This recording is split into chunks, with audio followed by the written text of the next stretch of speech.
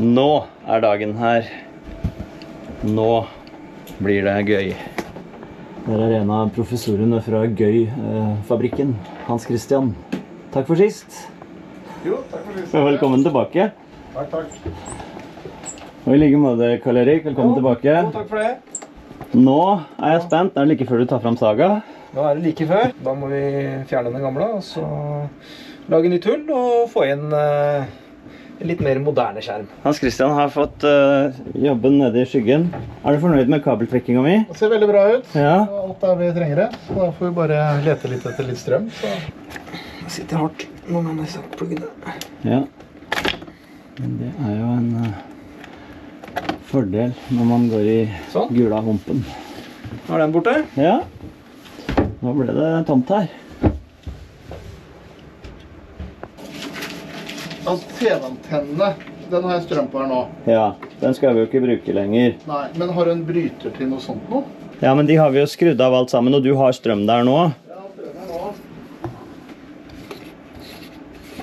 Jeg kan hente, fordi at han har en perm med det elektriske opplegget, kom jeg på nå. Ja. Den finner jeg fram.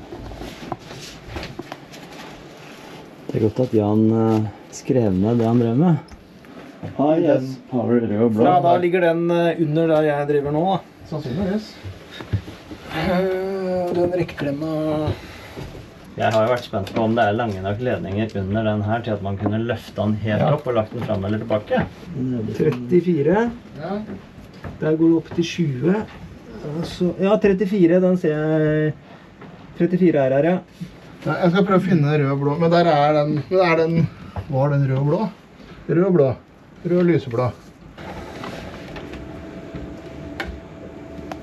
Jeg skal bare sjekke litt her. Og jeg finner en rød og blå her. Oi. Det blir bra. Dette blir bra. Men nå det jo så flott lagd til og klart. Så du vil at jeg skal... Vi tar noen kontrollmål og så sjekke at alt rett og fint. Ikke sant? Da ligger den her.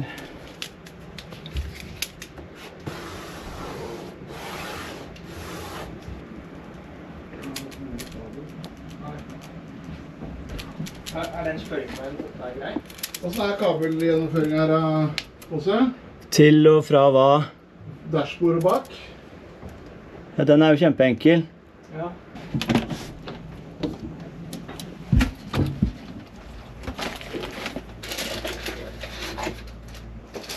CD-forsterkeren trenger ikke mer. Nei, der har vi jo tatt ned antenna og baserer oss 100% på Apple TV nå. Ja. Hvor er snekkeren nå da? Jeg må flytte litt VA-kabel. Ja. Fordi at den egentlig akkurat lang nok, sånn som den nå. Ok. Men den kommer her, og så går den ned og bort og opp. Ok. Så jeg lurer på om jeg rett og slett for at den skal rekke ned da. Ja. Så tror jeg må ta den opp her. Ja. Og så strips langs det røret her. Ja. Og så kjøre ned. Ja, der kommer den til å bli veldig god. Så vi får gjøre en liten shortcut på den. Ja.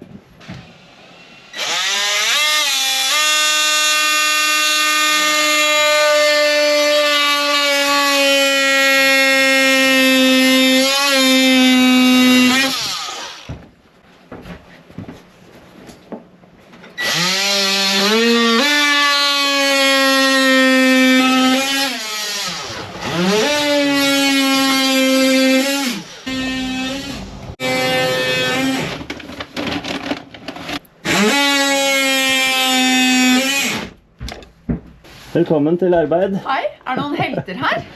Det blir rotbare. Supert, gutta får bestemme når de synes det passer å få seg en nattbit, om det for tidlig, eller... Den Farrisen kald, jeg vet ikke, har vi kjøleskapet på nå? Nei, nå har vi det ikke på, men det kan vi jo gjøre. Nå har Karl Erik funnet frem juletre, så nå må vi være med. God jul. Ja.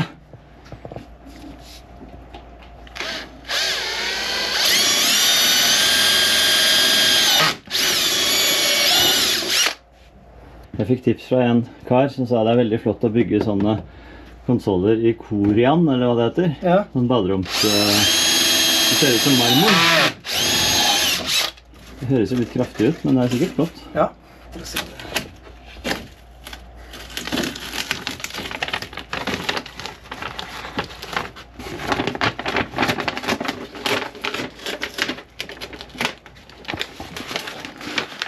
blir sånn, det brenner seg, vet du. Ja, det gjør jo det.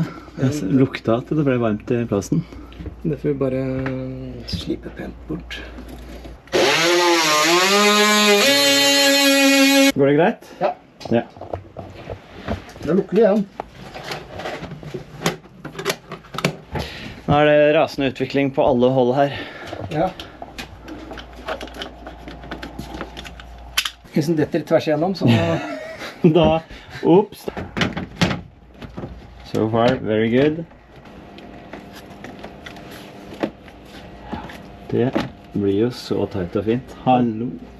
Sånn, men da skal vi støvsuge først. Ja, det er nok lurt. Da skal vi finne frem støvsugeren. Nå begynner det å bli seriøst proft her. Er det da å foretrekke at jeg kommer meg ned i det motorrommet og får koblet på den? Ja da, jeg kan mikke litt her, nå, så hvis det er noe, så sier jeg bare fra. Ja. Nå husker vi kanskje at jeg var med backbone-kabel til NMEA-linja under gulvet her og bak i motorrommet, og fikk festet to MCI 100, er det det heter? ECI 100 bak der. De skal vi nå hoppe over, og så har vi fått nye adaptere til kablene fra Janmar. Så de skal nå monteres. Vi satte inn disse. Nå skal jeg gå ned og vise. Vi satte inn disse. ECI 100 for tilkobling. De skal bort. For nå har vi fått en ny adapter. Og den skal inn på Raymarine sin kabel, som skal inn på motordata-ledningen. På Janmar. Mine vakre Janmar. Så da... Etter at jeg lærte meg disse kontaktene. Ikke si det til gutta at jeg rotet så fælt med de her. Sånn. Sånn. Nå er denne koblet inn på Seatalk NG backbone-systemet, nettverket. Og da skal vi finne Janmar sin kontakt til NMEA. Den er plugget. Nå sklir jeg ut av mine egne sokker. Er det et fenomen? Den, det er pluggen. Den skulle ut hele den. Nå ser vi.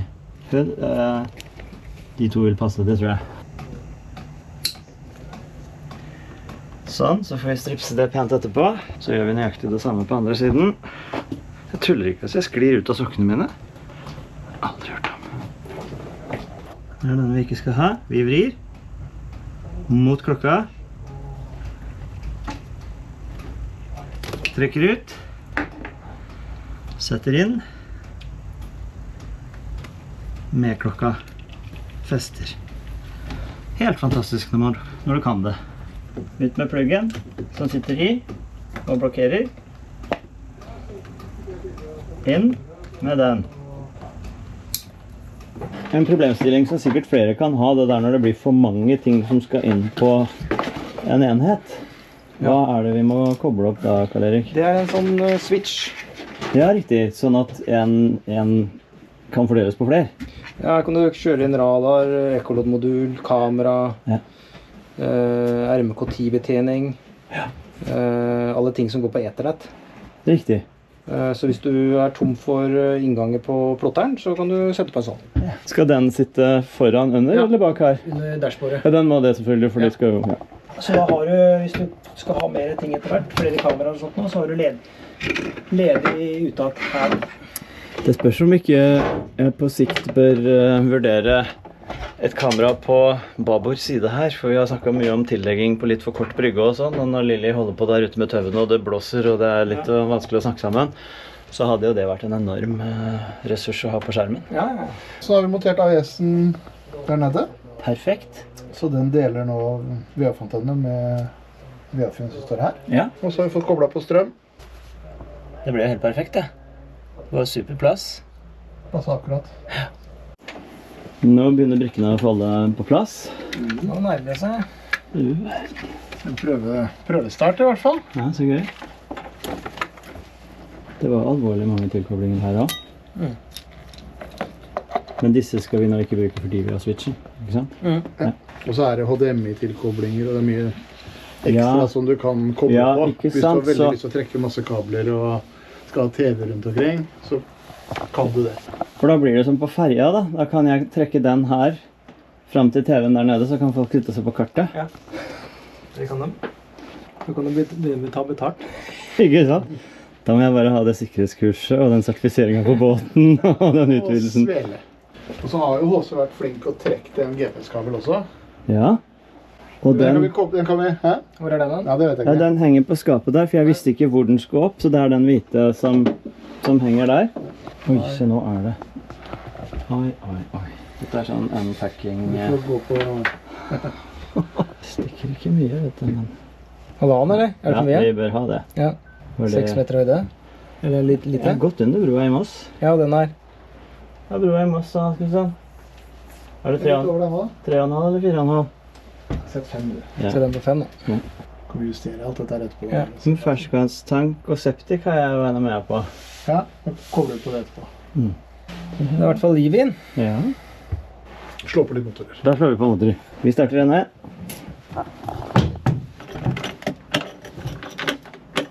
Slå på babord først. Ja, det med den. Ja. Sånn, og så det start. Ja. Hold det nede litt. Yes.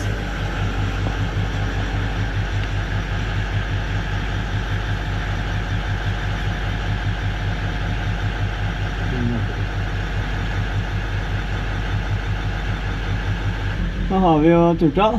Du kan godt prøve å bare sette den gitt, så man Ja. responderer her. Ja, han gjør jo det. Forward.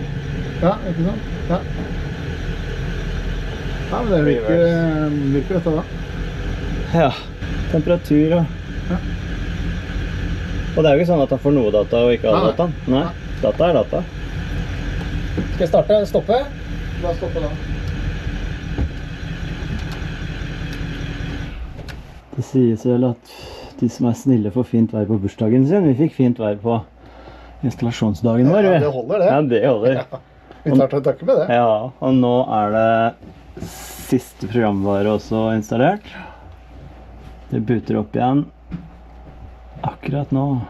Nå det siste sjans på en stund til å se baksiden av denne her. Hva det vi har inn her nå? Nå Eller har ut. vi både inn og ut forskjellige her. Ja, Skal vi se her, skal vi bare få på den der siste støtdemperen. støttemperen her. Ja. Da flytter jeg kartet over her i dag. Aha. Ja, du har... Det nok software update, tenker jeg. Sånn, skal vi se her. Ja. Nå har vi jo litt koblet til litt forskjellig. Vi har koblet til en GPS-antenne som du har montert. Ja. Og så har vi nettverk til switchen. Ja. Og så har vi gjort klar da en nettverksport til kamera som du skal trekke litt kabel. Ja. Og så har vi Seatalk NG og NVMe 2000. Ja. Power. Og så har vi kartleseren, kommer Ja. inn her borte. Så har vi HDMI ut til TV-en Ja. din bak. Riktig, riktig. Så kan du også koble HDMI inn. Ok. Og hvis du har en touchskjerm, Ja. hvis du sitter og jobber og har en Ja. PC med touchutgang, så kan du Ja. koble den også på USB, så kan du få den opp på skjermen her. Og Ja bruke vel. touchen til å skrive. Og... Oi. Det mange tilkoblinger. Det blir jo bare vakkert. Så det blir... Ok, til alle jeg kjenner, hvis dere lurer på hvor jeg hen nå, de neste 48 timene da, så det her for å lære meg dette. Nå det radartest. Ja. Det noen spesiell type klut som anbefales for å holde glassplaten ren, eller? Jeg har lært det av en som drev med møbler, Ja. som holdt på med når du hadde blanke flater. Ja. Så skal man ikke bruke mikrofiber, Nei. fordi mikrofiberen inneholder små glasspartikler Ja. og lager masse små riper. Ja. Så det gjelder egentlig alle blanke overflater, skal ikke Ja. bruke Nei. mikrofiber. Bomullsklut. Ja, egentlig. Der radaren. Virker det? Ser sånn ut. Så gøy. Ja. Det noenlunde. Det kan nok hende at man burde vært ute og kalibrert det litt og gjort en økt på det. På selve radaren? Ja, på hele systemet kanskje. Pilot og alt. Ja, hva Det er noe som- kreves da? Ja, da må vi ut og kjøre en tur. Ja, Alt virker. dette er suksess det. Her på YouTube kan du se på din egen kanal. Ja, men ikke uten å ha det med inn. Jo, du må bare ha nett. Trådløst nett. Så jeg kan koble denne på trådløst nett nå. Ja. Det var for tilkoblet. Tilkoblet. Sånn. Nå har du under apper her, da, så har du YouTube, Netflix. Også Lilly kommer opp her. Herlighet. Har du sett på maken? Men det er ikke lyd inn også. Det er audio ut. Ja, så, Så da hvis- tar man det til en høyttaler. Så hvis du har stereo ombord, jeg vet ikke om du har det. Nei, det har jeg ikke. Nei, Jeg men det har er sånn- blåtann ut. Er det det også? Ja, så du kan koble til blåtann stereo. Ja, det er jo... Ja. Wow, nå gleder jeg meg enormt. Så gøy. Ja, det blir bra dette. Tusen takk, gutter. Dette var veldig gøy. Igjen. Det begynner å bli en god vane å si både velkommen og ha det til dere to. God helg. Ja, i like måte. God helg. Nå skal jeg bare lære meg å kose meg med den nye Raymarine-plotteren. Vi får ta en dag og så ta litt kurs. Ja, litt kurs. Og så veldig spennende med den kalibreringen, da. Ja, jeg tenker det å ta en tur utpå Ja, og prøve, og så det må vi gjøre. ser vi hvordan dette virker i praksis. Det blir veldig hyggelig. Ja. Dere bare sier ifra når det passer, så drar vi. Tipp topp. Nå skal jeg hygge meg. Supert. Det var en skikkelig fin dag med de flotte gutta fra Raymarine, Karl Erik og Hans Christian, som har gjort en formidabel jobb her i dag. Det er jeg så takknemlig for. Tusen takk for hjelpen. Det er supert. Nå er det på plass. Det mangler bare å få satt opp det kameraet og få strukket litt kabler og sånn, men det er meg det står på nå. Lykkelig HC ser slik ut. Vi har startet T1. Det er jo foreløpig en delvis arbeidsplass. Det blir kjempebra, du skal få se senere. Nå er imidlertid det aller viktigste at vi har fått besøk av Raymarine igjen. I dag skal alt settes opp og kalibreres og så videre. Hei HC, takk for sist. Hei, god morgen. Velkommen. Hei Tom Erik. Velkommen. Jeg heter Hans Christian. Takk, Tom Erik. Hyggelig. Hyggelig, ja. Dette liker vi jo når det er bare grønne hakker på en dataskjerm. Hva er det du gjør nå? Nå sjekker jeg hvordan antenne er, om han har sendt en bra posisjon. Og som vi kan se, så har vi fått nå en VSVR på 1,2 til 1, Ja. som er kjempebra. Ok, bra. Så det skal ikke være noe problem med denne antenna her, Nei. eller AIS-en. Hva skal vi nå da, HC? Nei, nå skal vi jo i utgangspunktet så skulle vi sjekke litt av AIS-en. Ja. Vi gjorde en installasjon sist vi var her, Ja. så det å gå gjennom nå installasjonen, gå og kalibrere opp systemet på nytt, Ja. og ja, kjøre opp systemet. Så det vil si at når man nå går inn og ser på Marine Traffic, så vil T1 dukke opp i Kjøkøysund? Vi håper jo at den skal det nå etter hvert, da. Ja. Men det er klart at veldig mange spør jo om hvorfor båtene ikke syns på Marine Traffic og sånt nå. Ja. Og det er klart at mange steder så kan det være litt radioskygge. Ja. AIS-ene er jo ikke de sterkeste senderne, så vi får se hvordan det ser ut. Ja. Nå skal vi ut og kjøre, så vil vi få svaret da. God morgen. God morgen. Har du besøk av gutteklubben og Fiks? Ja, dette er helt nydelig. Og du er klar for å hjelpe oss med trossene? Ja, da... Lurer på om vi skal begynne å titte litt på de tankene da, så får vi... Det var jo på sin plass nå når jeg har vært så høy og mørk på så mange ting jeg har fått til, at den der ene der ble feil. Nå satte jeg bare inn et nytt kart til deg, Ja.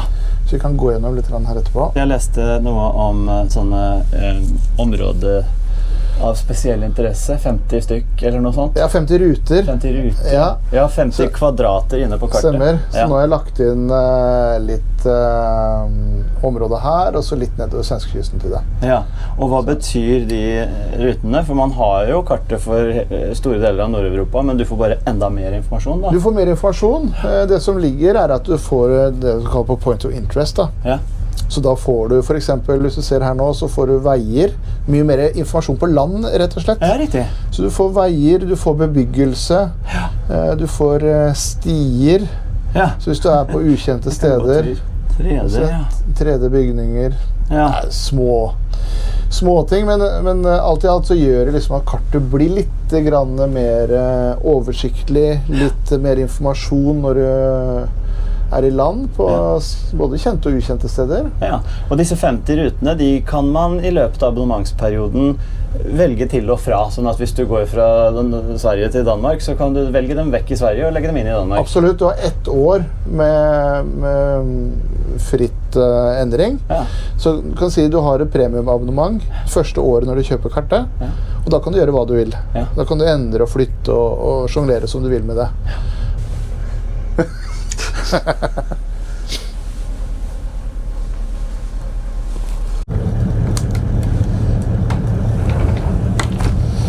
Spørsmål nummer 1. Ja.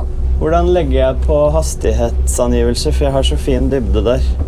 Det liksom de grunnprinsippene som jeg spent på nå. Det så gøy å få litt opplæring i. Hvis vi går inn på innstillinger her, med nye innstillinger, og så har du sideinnstillinger. Ja. Rediger dataoverlag. Ja, for det alt du kan legge opp på bildet. Ja, og legg til. Og så går vi på GPS. Og så har vi fart og grunn. Ja, der kom den. Så kan du trekke den oi. hvor du nå vil ha den. Ja, det likte jeg godt. Sånn. Du kan også endre størrelse, så om du vil ha liten, eller om du vil ha stor. Ja, og stor var fin. Eller om du vil ha medium. Du kan få den enda størrelse, men så har du samme, det som mange også spør om, jo dette med vektorer foran på båten. Ja. Så hvis du holder på båten, og så kan du velge da kurs og grunn, og kurs, nå legger vi på begge to, i og med at vi skal ut og kalibrere. Og så har du det som heter referanseperiode. Det hvor lang sporet foran, eller den streken foran båten skal være. Ikke sant? Og da måler den det i minutter. Ja. Og så har vi dette med, hvis vi går på lag da, så har du dette med detaljene på kartet. Nå står den på medium, som standardinnstilling. Det jo egentlig greit. Vi har en egen fargepalett for sterk sol, så da blir det mye mer kontraster. Og så har du litt hva som skal vises. Her har du radar overlay. Vi har rorvinkel kan du få opp hvis du ønsker å ha det under på. Så har du hele tiden kontroll på roret ditt. Veier, interessepunkter, ting som skal vises på kartet. IS-pad. Det noe som faktisk har blitt utviklet sammen med US Coast Guard. Så det Predicted Areas of Danger, som det kalles. Så det en litt mer avansert antikollisjonsbit som går på AIS. Da. Så at du vil få områder som du ikke bør være med tanke på andre AIS-båter rundt deg. Så det dybder. Hvor mye dybder ønsker du å vise i kartet? Noen vil jo rydde opp i kartet og vise bare dybder ned til 10-20 meter. Og så har du her disse konturene, disse blå feltene, hva man ønsker å vise der. Hvor grensene på blå feltene skal være. Og så det også dette med visning og bevegelse her sånn. Så det jo det om du skal ha bau opp, nord opp, eller noe som kalles for kurs opp. Og kurs opp hvis du har et veipunkt foran deg, så vil alltid veipunktet ligge på topp. Det vil si at du kan kjøre på kryss og tvers, ofte for seilbåter da, som krysser oppover, så vil veipunktet eller ruta de alltid være oppover. Autofin båt slår jeg på. Det vil si at hvis man nå panorerer i kartet, så ser du at du får en blå strek som teller ned. Da vil den gå tilbake. Så den bruker 30 sekunder, så hvis du ikke rører kartet nå, så hopper den automatisk tilbake da, med båten i senter. Det faktisk en funksjon jeg har savnet. Vet du, den kom her for noen år siden, men veldig bra funksjon. Da har vi kommet oss ut på Lera på en deilig og rolig dag. Der borte Strømtangen. Og nå skal vi altså kalibrere HC, og i hvilke hastigheter gjør man slikt? Jeg skal gjøre det mellom 3 og 15 knop. Ok, så det vil si at det kan gjøres for både seilbåter og speedbåter? Ja da, så holde en stabil hastighet hvor båten egentlig går stabilt og greit. Så. Den oppdaget. Så der kommer T1, 9,8 knop. Og hva var grunnen til at vi ikke så den i Marine Traffic, men i Orca? Marine Traffic ligger jo alltid litt etter. Der det jo ting som skal oppdateres i servere og sånt. Og samtidig som når vi lå inne i dalen, holdt jeg på å si, inne i sundet hos deg, så kan det være at det litt radioskygge der inne. Ja, klart. Men det vil AIS er jo egentlig båt-til-båt-system. Så hvis vi hadde sett en annen båt nå, eller kommet på kolleksjonskurs, så ville jo AIS-ene kommunisere direkte med hverandre og ha mye mer live data enn det Marine Traffic har. Jeg kan også se den på Vesselfinderen. Båten din. Ja, riktig. Ja, da vi... Ja, det går an å skru av sånn at hvis jeg vil hjemme var bort, eller? Der, just now. Ja da. Vet du hva? T1. Hvis du ser her oppe, Ja. gå på innstillinger her, og så har du mål. Ja. Så går du på AIS. Her alle AIS-målene som AIS-en plukker opp. Ja. Og så har du måleinnstillinger. Her har du AIS-vektorer. Ja. Det vil si om du vil ha streker foran på alle båter. Ja. Jeg pleier å slå av den, for det blir nok støy i dette kartet. Ja. Og så har du AIS-innstillinger. Og her har du da stillemodus. Ja. Å ja, riktig. Hvis du slår på stillemodus, så vil du fortsatt kunne se alle andre, men du sender ikke ut posisjonen din. Så når du ser på autopiloten, så jo den allerede kalibrert opp. Vi skal justere litt på den etterpå, men maks avvik på 5 grader, det vil si deviasjonen på 5. Så det jo veldig bra. Den skal være under 10. Avviket jo, ikke sant, hvis du monterer den, og så får den ikke 100% rett, da, så kan du justere opp for at det skal bli riktig. Ikke sant. Så vi skal justere opp den etterpå, sånn at vi sikker på at den riktig. Ja, supert. Og så har du da deviasjonen, som egentlig lokalt, om du har noe lokalmagnetisme ombord, som man kompenserer for. Kamera her.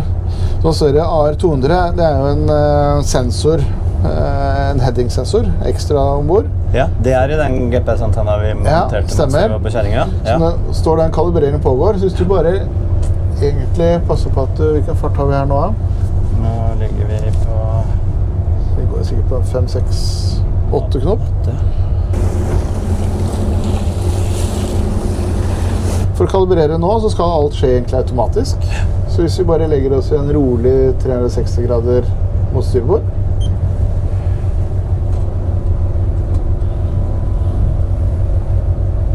Litt roligere. Rolig, skal vi se, det var ikke så rolig. Den for spiss fremdeles, eller? Ja, det fin den nå, tror jeg. Nå jobber den, vet du. Nå kommer det opp graf her. Slakket litt på svingen. Da var den egentlig ferdig der. Ja. Så skal vi se om vi får justert peilelinja på den. Skal vi fortsette å gå i samme ringen? Nei, da kan vi egentlig bare legge oss... Vi kan gå rett mot fuglehuk, som vi ser foran her. Så den fikk en deviasjon da, på 9 grader. Ja. Det vi skal gjøre nå da, vi skal prøve oss å finne hvor mye eller mye misvisning du har på kurs over grunn da. Ja. Og fart over grunn, for du ser pila litt skrå. Ja, nemlig. Ikke sant? Kurs over grunn, hvor har denne? Da ser alt rett og fint ut, Hans Christian. Ja, det skal være, da skal det stemme ganske bra her. Ja, og hva det vi har kalibrert nå? Det som vi har gjort nå at vi... De gule der. Ja. Det som vi har gjort nå at vi har kalibrert opp kompassene dine, sånn at de stemmer med virkeligheten, så godt som mulig i hvert fall. Ja. Og det gjør jo at båten for det første går rett i kartet. Ja. Og da ser du egentlig, når vi har kalibrert opp kompass og alt sammen, så ser du at overlane stemmer veldig bra. Du får ekko rett på stakene. Du har litt ekko der, som lille fiskebåten ute på der har vi den, ja. Og så har du også noe her ute. Du har en fiskebåt der ute. Så... Nå begynner vi å få opp ting her. Rød. Det da rødt kardinalmerke når han har den der? Stemmer. Nei, ikke kardinal, men lateral. Lateral. Ja. Nå går vi nesten rett mot den, eller det gjør vi ikke. 0,95 nautiske frem til den. Og 1,87 betyr det at det struten fyr? På 1,86 nautiske, ja. Ja, den der borte. Gøy! Nei, men da vet vi at det fungerer også. Ikke overraskende. Da det kalibrert. Ja. Legger opp et lite en liten rute. Ja, for den kan vi legge her nå rett Ja, så vi bygger rute, og så sier vi at vi skal derfra bare sånn. Testrute nå da. Ja. Og så sier vi fullfør. Og så sier vi følg. Og så velger vi styr til navigasjon for piloten. Svenge til veipunkt, ja. Og det han skal gjøre nå er at han kommer til å varsle. Hvis du ser nå innstillingene her, så varsler den 10 sekunder før. Ja. Innimellom så jeg skrudde den litt ned. Men da har man noen sekunder til å avbryte hvis veipunktet ligger feil, eller plutselig så ligger en båt der, eller fiskegarn, eller sånne ting. Ja. Så har man muligheten da til å gå inn og justere. Skal vi kjøre litt fortere da? Kan vi godt gjøre.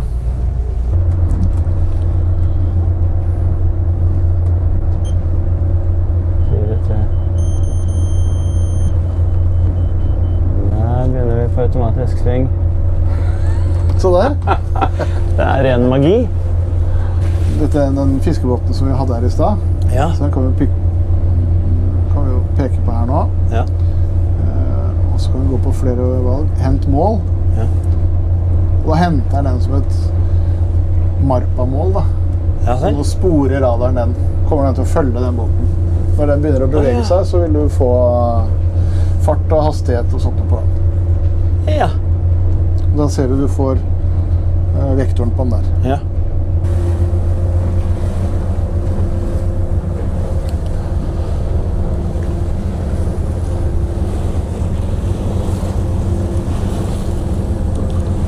Det er utrolig mye fancy å se.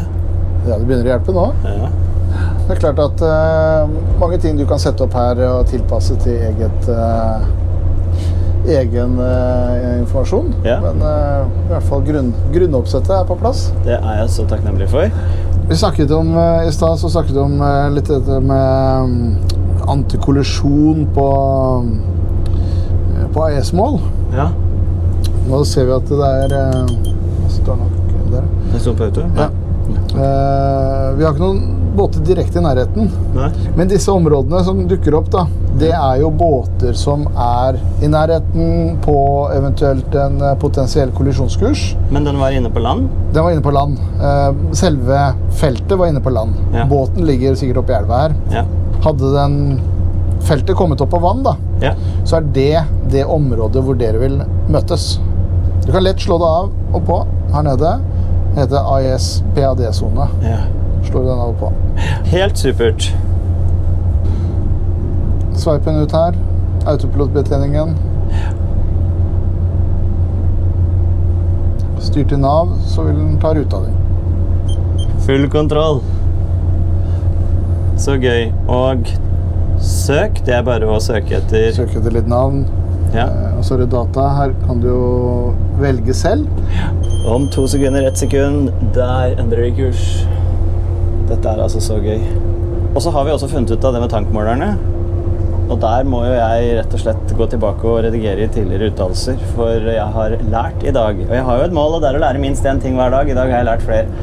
En spurkabel kan ikke være anbefalt noe særlig mer enn 5 meter lang, hvis den fungerer som spurkabel. En backbone-kabel kan være lenger. Sier jeg det riktig? Absolutt. Jeg har nettopp lært det. Jeg la jo inn, som du kanskje husker, en 10 meter NMEA fordi at vi skulle være på sikre siden at det ble langt nok mellom Seatalk NG-adapter inn på backbone og det T-krysset som jeg koblet Gobius C NMEA-adapteren til for vanntankmåling. Den hopper og spretter litt, den er litt inne, litt ute, og det er sannsynligvis fordi at en 10 meter altså er for mye. For den fungerer jo som spurkabel da. Så der skal det byttes fra 10 til 5, og så skal det legges opp igjen, og så vil det sannsynligvis fungere. Så her blir det ordning altså.